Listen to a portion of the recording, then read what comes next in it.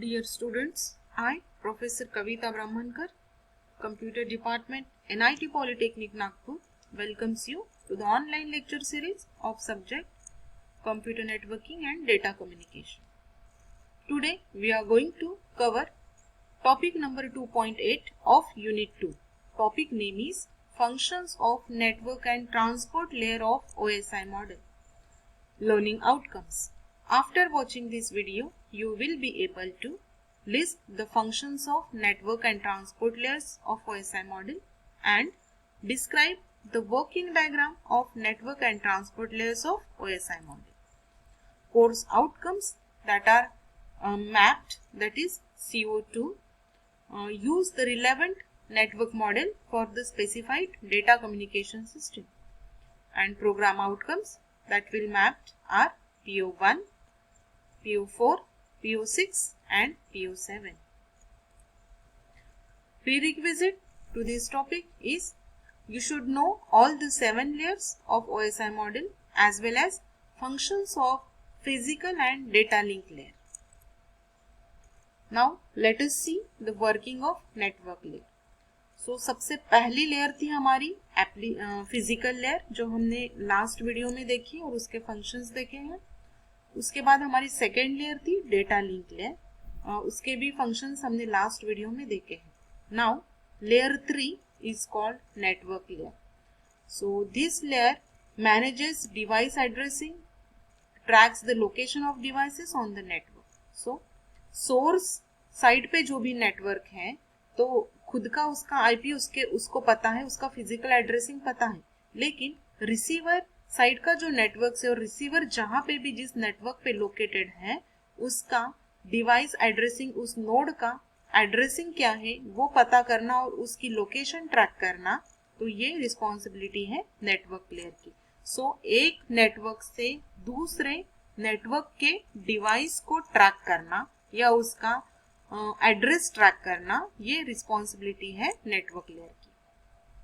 It determines the best path to move data from source to destination based on the network conditions, the priority of service and other factors. So, हमको source से destination तक packet पहुंचाना है तो best suitable path हमको कौन सा है, कौन सा बेस्ट सुटेबल पाथ जो है, शॉर्टेस्ट पाथ जो है, हमको मिनिमम टाइम में जो हमारा डेटा पहुंचाएगा वो पाथ सिलेक्ट करने के लिए नेटवर्क लेयर रिस्पॉन्सिबल है. Then the data link layer is responsible for routing and forwarding of data packets. So हम यहाँ पे नेटवर्क लेयर में रिसीवर साइड पे जो भी नोड है, डेस्टिनेशन है हमारा, उसका एड्रेस या उसकी लोकेशन ट्रैक करते हैं. उसके लिए जो भी मिनिमम शॉर्टेस्ट पाथ है वो सिलेक्ट करते हैं एंड देन ये सब इंफॉर्मेशन हम डेटा लिंक लेयर को फॉरवर्ड करते हैं. तब डेटा लिंक लेयर जो है हमारे पैकेट्स को एप्लीकेशन लेयर तक फॉरवर्ड करता है, फिजिकल लेयर तक फॉरवर्ड करता है. So all this are the responsibilities of network layer. Then actual functions क्या है नेटवर्क लेयर के वो हम देखेंगे. First function is inter networking, and inter networking is the main responsibility of the network layer. It provides a logical connection between different devices. तो जितने भी devices हैं हमारे नेटवर्क में और नेटवर्क के बाहर, जो भी हमारा डेस्टिनेशन का नेटवर्क है उसके साथ लॉजिकल कनेक्शन एस्टैब्लिश करने का काम नेटवर्क लेयर करती है. Then addressing.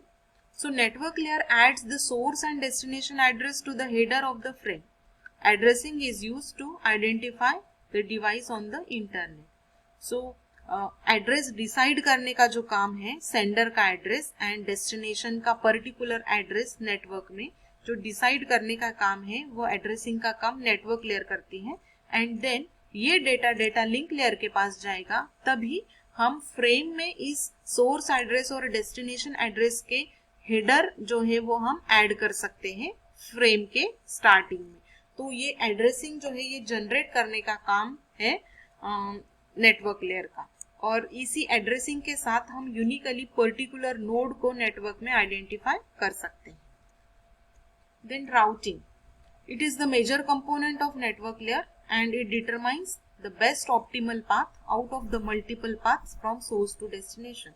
अब नेटवर्क में एक नेटवर्क से दूसरे नेटवर्क में जाने के लिए हमको बहुत सारे पाथ्स या रूट्स हैं हमारे पास। जैसे हम किसी एक लोकेशन पे, हमारे घर से किसी एक दूसरे लोकेशन पे हमको जाना है, अगर एनआईटी पॉलिटेक्निक जाना है हमको बरडी से, तो हमारे पास मल्टीपल रूट्स है, लेकिन शॉर्टेस्ट पाथ कौन सा है वो हमको डिसाइड करना है और उसी पाथ से फिर हमको ट्रैवल करना है।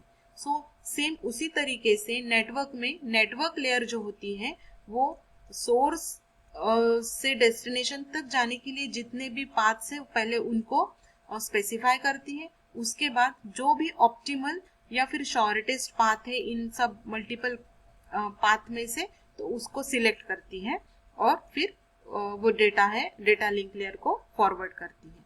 So this routing is one function of network layer. Then पैकेटाइजिंग।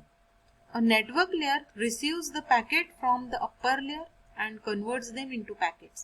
This process is known as packetizing. It is achieved by Internet Protocol. So जो भी हम अपर लेयर से डेटा लेते हैं, so ट्रांसपोर्ट लेयर से हम जो भी डेटा लेते हैं यहाँ पे, तो वो पैकेट के फॉर्म में पैकेट्स बनाने का जो काम है वो नेटवर्क लेयर का है। So data from the transport layer is sent to the network layer and network layer packetize और network layer forms packets of that data। और इंटरनेट प्रोटोकॉल IP प्रोटोकॉल है, ये सब पैकेट्स डेटा को packets में convert के लिए help करता है। So all these are the functions of network layer. Now let us see working of transport layer. So transport layer, session layer से जो भी डेटा आएगा वो ट्रांसपोर्ट लेयर में जाएगा, देन ट्रांसपोर्ट लेयर से जो भी डेटा आएगा वो नेटवर्क लेयर में जाएगा, नेटवर्क लेयर का जो डेटा है वो डेटा लिंक लेयर में जाएगा एंड डेटा लिंक लेयर का जो डेटा है वो जाएगा फिजिकल लेयर। सो इस तरह से सो transport layer is a layer 4। It ensures that messages are transmitted in the order in which they are sent and there is no duplication of data। तो जो भी यहाँ पे सोर्स सिस्टम ने या सोर्स नोड ने जो भी डेटा यहाँ पे सेंड किया है वो data as it is sequence में डेस्टिनेशन को मिलना चाहिए, तो इसकी गारंटी लेती है transport layer. So data packets का सीक्वेंस मैनेज करना या फिर ऑर्डर मेंटेन करना, ये काम होता है ट्रांसपोर्ट लेयर का। और वहां पे कोई पैकेट डुप्लीकेट तो नहीं हुआ है, डुप्लीकेशन ऑफ पैकेट्स तो नहीं है, ये भी चेक करने का काम है ट्रांसपोर्ट लेयर का। The main responsibility of the transport layer is to transfer the data completely. Means source ने जितना भी डेटा सेंड किया है उतना कंप्लीट डेटा रिसीवर को मिलना ही चाहिए, ये रिस्पॉन्सिबिलिटी है transport layer. It receives data from the upper layer and converts them into smaller units called segments।